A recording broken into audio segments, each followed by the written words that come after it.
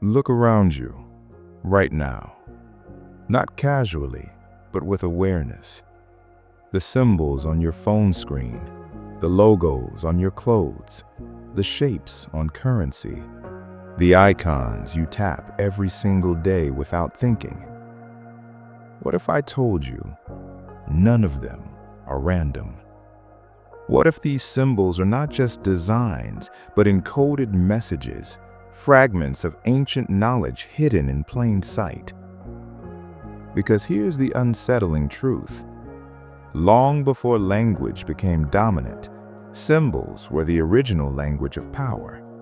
They didn't just represent reality, they were believed to influence it. In ancient temples, a single symbol could initiate a priest into higher knowledge.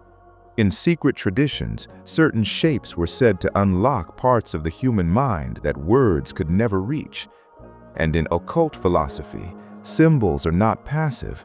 They are living forces, silently shaping perception, emotion, and even behavior. But here's where it becomes truly interesting. Many of those same symbols didn't disappear. They were never lost. They were absorbed, rebranded, simplified, and woven into modern life so seamlessly that you stopped noticing them.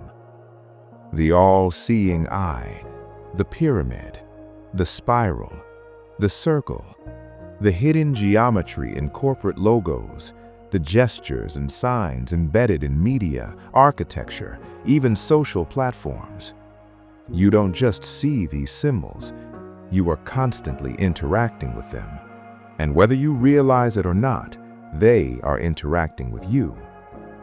This video is not about conspiracy, it's about perception. We're going to uncover the hidden language behind everyday symbols, explore their ancient origins, and reveal how they quietly influence your thoughts, your energy, and your reality. By the end of this journey, you won't see the world the same way again. Because once you understand the meaning behind the symbols, you begin to see the code behind the illusion. To understand the true power of symbols, we must go back to a time when humanity did not rely on words, but on vision. In the earliest civilizations, ancient Egypt, Mesopotamia, India, and later Greece, symbols were not seen as mere artistic expressions. They were considered bridges between worlds. A symbol was believed to connect the visible with the invisible, the material with the spiritual. Take ancient Egypt, for example. The priests of these temples did not write philosophy the way we do today. Instead, they encoded entire systems of knowledge into hieroglyphs, symbols that were not just read, but contemplated. A single image could carry layers of meaning, accessible only to those trained to see beyond the surface. The Eye of Horus was not just an eye, it represented protection, perception, and awakened consciousness. The Ankh was not just a cross, it symbolized the key to life itself, both physical and eternal. These were not decorations, they were tools of transformation. In the teachings of Hermetic philosophy, often attributed to Hermes Trismegistus, symbols held an even deeper significance. Hermetic wisdom taught that the universe itself is symbolic. Everything in the outer world reflects an inner reality. As above, so below was not just a poetic phrase, it was a principle suggesting that symbols act as mirrors between dimensions of existence. A circle, for example, was not just a shape. It represented unity, infinity, and the eternal cycle of existence. A triangle symbolized balance, manifestation, and the connection between mind, body, and spirit. These meanings were not arbitrary. They were observed, refined, and passed down through secret traditions. But why hide this knowledge? because throughout history, symbolic understanding was considered power. Mystery schools, esoteric institutions in ancient Greece, Egypt, and later in Renaissance Europe guarded this knowledge carefully. Only initiates were taught how to interpret symbols, how to meditate on them, and how to use them to influence consciousness. To the untrained eye, a symbol was just an image. To the initiate, it was a key that could unlock perception, alter awareness, and reveal truths that words could never fully express. Even in Eastern traditions, such as Hinduism and Buddhism, symbols like the mandala or the lotus were used as meditative tools. They were not meant to be analyzed intellectually, but experienced. By focusing on these forms, the mind could transcend ordinary thinking and enter higher states of awareness. Now, here's where things take a subtle turn. As civilizations evolved, the open use of esoteric knowledge began to fade. Religious institutions, political systems, and cultural shifts pushed symbolic wisdom into the background. But it was never truly lost. It was integrated. Symbols moved from temples into architecture, from sacred texts into art, from spiritual rituals into everyday objects. And over time, their meanings became diluted, or perhaps more accurately, hidden in plain sight. Today, we live surrounded by symbols more than ever before. Logos, icons, signs, visual cues, they guide your attention, influence your decisions, and shape your perception of reality. But without understanding their deeper roots, you only see the surface. The ancient world saw symbols as sacred. The modern world sees them as design. And yet, the underlying power has not changed, because whether you are aware of it or not, symbols are still speaking to you.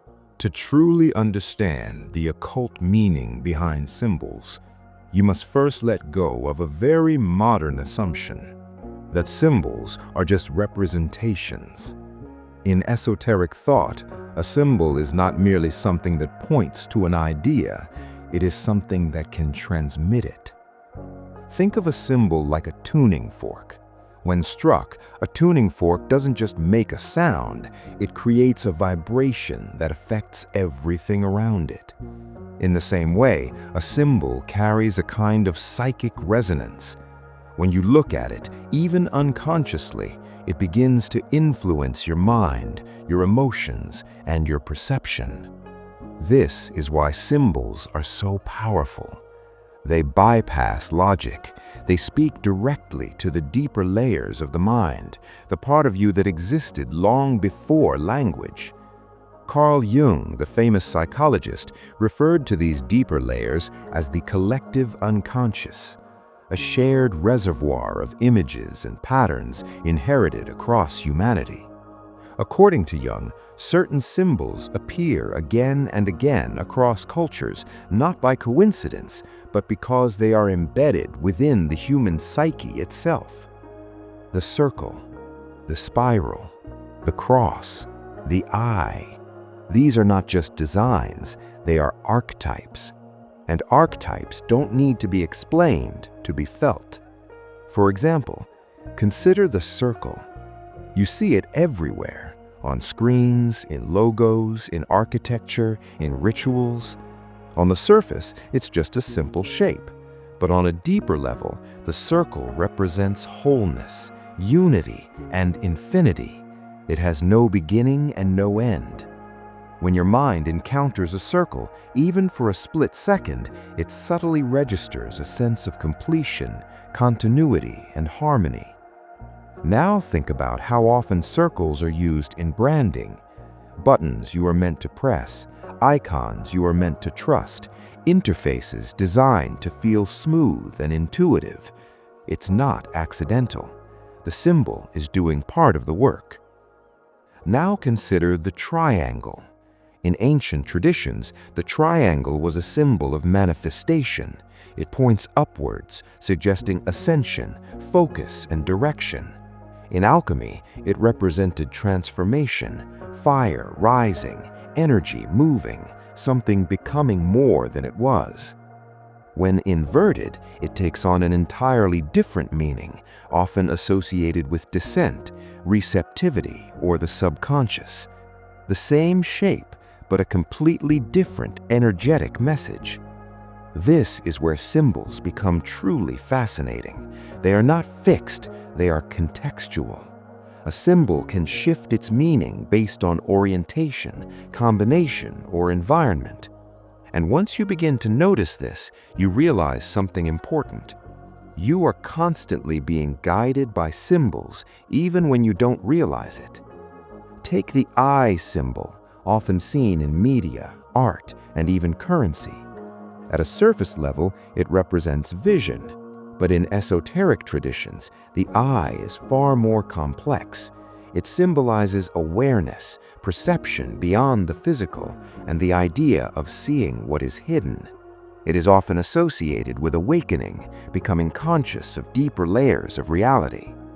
Now ask yourself, why does this symbol appear so frequently in positions of authority, power, and control? Because symbols don't just communicate ideas, they shape perception, and perception shapes reality. But perhaps the most overlooked aspect of symbols is this: they don't need your conscious attention to affect you. Just like music can influence your mood in the background, symbols can influence your inner state without you actively thinking about them. Every time you scroll, watch, walk through a city, or interact with digital interfaces, you are entering a field of symbols. Some are designed to calm you, some are designed to attract you, some are designed to influence your decisions, and most of them you have never truly questioned. This is the first step of awareness, to realize that symbols are not passive, they are active forces, subtle, silent, and incredibly effective. And once you begin to see them for what they are, you can no longer unsee them. Now that you understand that symbols are not passive, but active influences, we can go deeper into something even more subtle. Symbols don't just communicate meaning, they program perception over time. Not instantly, not dramatically, but slowly, repetitively, almost invisibly. Imagine a drop of water falling on stone. One drop does nothing, but over time, it reshapes the surface. This is how symbols work on the mind. When you repeatedly encounter the same shapes, patterns, and visual cues, your subconscious begins to associate them with specific emotions, ideas, and behaviors. Eventually, the symbol no longer needs explanation. It becomes a trigger. This is why ancient traditions were extremely careful about which symbols were used and how often, because repetition creates conditioning. Now consider the modern world. You are exposed to thousands of symbols every single day on screens, advertisements, social media, architecture, and products. But unlike ancient initiates, you were never taught how to interpret them. So instead of consciously working with symbols, you are being unconsciously influenced by them. Let's explore a deeper layer of this. In esoteric philosophy, symbols are often described as containers of intention. This means that the meaning of a symbol is not only derived from its shape or history, but also from the intention behind its creation and use. Two identical symbols can carry completely different energetic effects depending on the intention infused into them. Think about a simple example, a logo. At first glance, it's just a design meant to represent a company. But behind that design is intention, attention, persuasion, trust, authority, desire. Every curve, every angle, every color is chosen not randomly, but to evoke a specific psychological response. And over time, as you repeatedly interact with that symbol, your mind begins to associate it with certain feelings: familiarity, comfort, desire, authority. This is not accidental. It is symbolic conditioning in action. Now let's go even deeper. There is a concept in esoteric traditions known as the egregore. An egregore is a kind of collective thought form, a shared energy created and sustained by the beliefs, attention, and emotions of a group of people. Symbols play a crucial role in this process. When a symbol is repeatedly focused on by millions of people, it begins to accumulate psychic weight. It becomes more than an image. It becomes a focal point of collective energy. This is why certain symbols feel charged, why some images instantly evoke strong reactions, even if you don't consciously understand why. You are not just responding to the symbol itself, you are responding to the energy that has been built around it over time. Now here's the paradox emerges. Symbols can be used to awaken consciousness or to limit it. The same mechanism that allows a sacred symbol to elevate awareness can also allow a repeated symbol to narrow perception, reinforce habits, and keep attention locked in predictable patterns. This doesn't require control in an obvious sense. It only requires repetition and exposure. And this is exactly how modern environments are structured. You are guided not through force, but through familiarity, not through commands, but through symbols. Once you begin to see this, a natural question arises. Are you choosing your perceptions, or are they being subtly chosen for you? But here is the empowering truth. The moment you become aware of symbols, their unconscious influence begins to weaken, because awareness breaks automatic patterns. When you see a symbol for what it is, not just visually, but energetically, you step out of passive reception and into active interpretation. And this is where true power begins. Not in avoiding symbols, but in understanding them, questioning them, and eventually using them consciously. Because symbols were never meant to control you. They were meant to be tools. Tools for focus, tools for transformation, tools for awakening. Understanding symbols is only the beginning. The real transformation happens when you shift from being influenced by symbols to working with them consciously. Because once you realize that symbols shape perception, the question is no longer what do they mean, but how can you use them to reshape your inner world? Let's begin with the first and most important practice. 1. Symbolic awareness. Start noticing, not casually, but intentionally. As you move through your day, observe the symbols around you, the logos you see, the shapes that repeat, the patterns in your environment. Ask yourself simple questions. What does this symbol make me feel? Does it create tension, trust, curiosity, desire? Where have I seen this before? This practice alone begins to break unconscious conditioning, because the moment you observe a symbol consciously, it loses part of its automatic influence over you. You move from passive absorption to active awareness.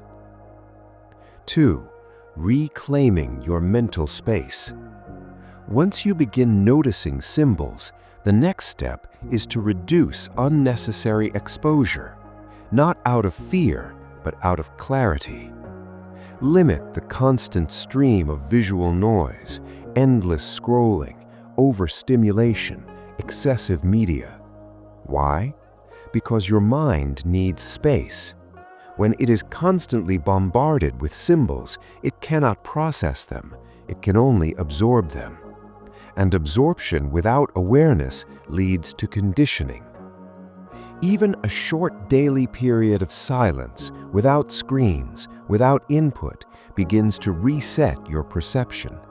It gives you back control over your inner environment.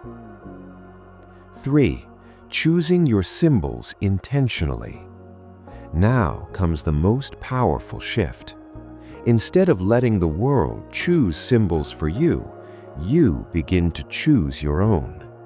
Select symbols that represent qualities you want to cultivate. A circle for balance, a triangle for focus and direction, a spiral for growth and transformation, or even ancient symbols that resonate with you on a deeper level. Place them where you can see them regularly, your workspace, your phone background, your room.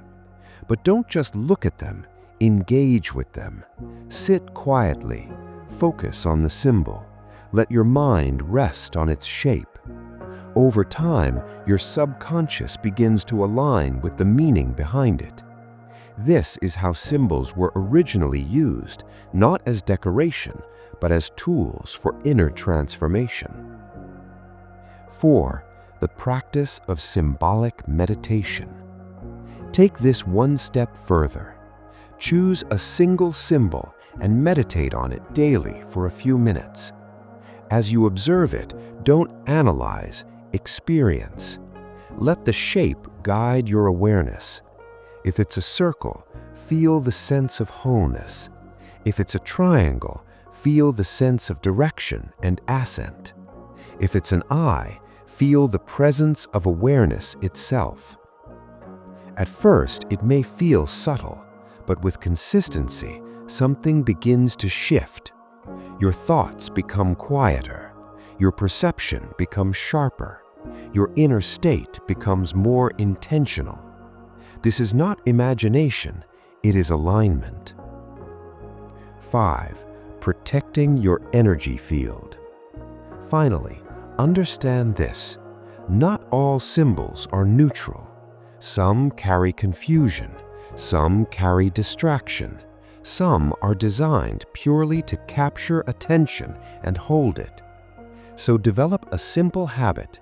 If a symbol or visual repeatedly creates discomfort, agitation, or mental noise, distance yourself from it. You don't need to fight it. You simply need to withdraw attention. Because attention is what gives symbols their power over you. Where your attention goes, your energy follows. In the end, this is the real practice. To become aware of what enters your mind, to choose what stays, and to consciously shape the symbols that shape you. Because once you do this, you are no longer just living in a world of symbols. At the beginning of this journey, you were asked to look around, not casually, but with awareness. Now, if you pause for a moment and truly observe your surroundings again, something has changed. The world no longer appears as a collection of random designs and harmless visuals. It begins to feel more like a coded environment, a silent language constantly speaking to your mind. Symbols are no longer invisible. They are alive. You now understand that symbols are not just artistic expressions or cultural artifacts. They are carriers of meaning, shapers of perception, and tools of influence, used for centuries to transmit knowledge, guide awareness, and, in some cases, subtly direct behavior. From ancient temples to modern screens, the medium has changed, but the mechanism has not. The difference is this: before, you were seeing without noticing. Now you are noticing what you see. And that awareness changes everything. Because the moment you recognize a symbol as a force, not just an image, you reclaim a part of your perception that was previously automatic. You begin to question, to interpret, to choose. And in doing so, you step out of unconscious patterns and into conscious observation. But this is only the beginning. The deeper path is not just to see symbols, it is to master your relationship with them, to decide what influences you, to select what aligns with your inner state, to use symbols not as distractions, but as instruments of clarity, focus, and transformation. Because the truth is simple, yet profound. You cannot escape symbols, but you can become aware of them. And once you do, you begin to see the hidden structure behind reality itself. So the next time you encounter a symbol, whether on a screen, a building, or in a moment of stillness, don't just glance at it. Pause, observe, ask yourself, what is this really communicating? Because in that question lies the beginning of a new way of seeing, and perhaps a new way of being.